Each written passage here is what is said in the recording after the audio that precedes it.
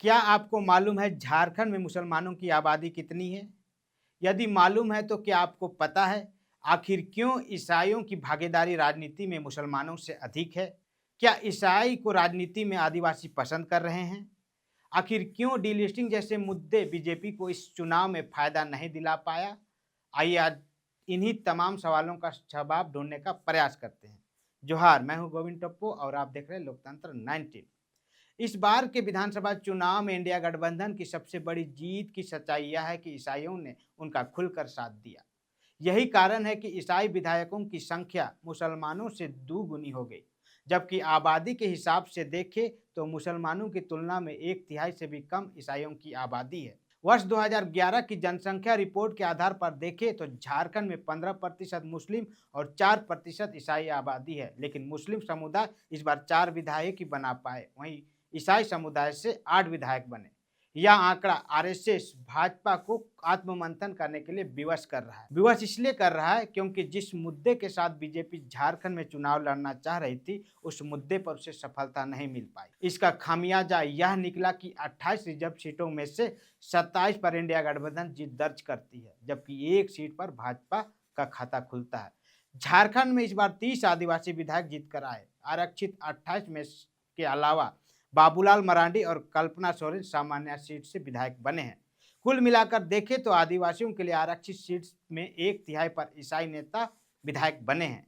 लेकिन तमाम प्रयासों के बावजूद झारखंड के 28 एसटी रिजर्व सीटों में से महज एक सीट सरायकेला पर चंपई सोरेन ने भाजपा के टिकट पर जीत दर्ज की है। भाजपा की ऐसी दुर्दशा उनके ही नेताओं की गैर जिम्मेदाराना बयान और आदिवासियों की अनदेखा का नतीजा है।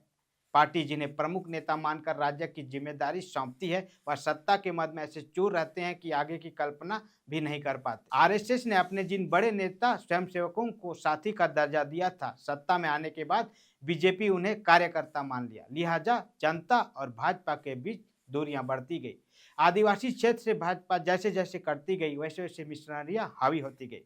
सुदूर क्षेत्रों में आरएसएस का कार्य सेवा भाव का रहता था, किंतु ईसाई मिशनरियों ने सेवा भाव का पैटर्न बदला और अपने लोगों को संघर्ष के लिए प्रोत्साहित किया। परिणाम सबके सामने है। 4% होते हुए भी आज 8 विधायक बन गए, लेकिन 2/3 आबादी में पैठ का दावा करने वाली भाजपा सिर्फ एक सीट से संतोष करना पड़ा। धर्मांतरण के मुद्दे पर भाजपा सिर्फ हो हल्ला मचाती रही, आंदोलन खड़ा नहीं कर पाई।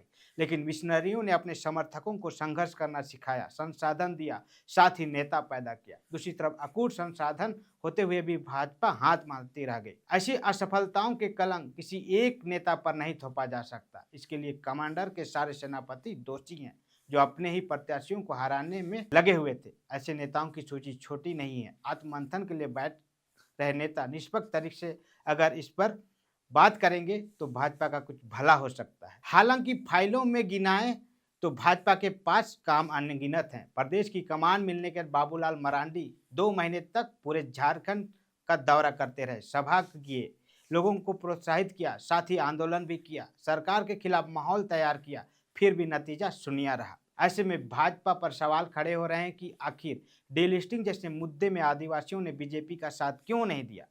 क्या आदिवासी बीजेपी की नीयत और नीति को समझ गए हैं, या फिर बीजेपी को धर्म की राजनीति से हटकर कोई नए मुद्दे पर काम करने की जरूरत है? आप क्या सोचते हैं? आप अपनी प्रतिक्रिया कमेंट बॉक्स में दे सकते हैं। फिलहाल आज के लिए इतना ही, फिर मिलते हैं कोई ऐसे ही विषय के साथ। तब तक के लिए बहुत बहुत धन्यवाद। आभार। जोहार।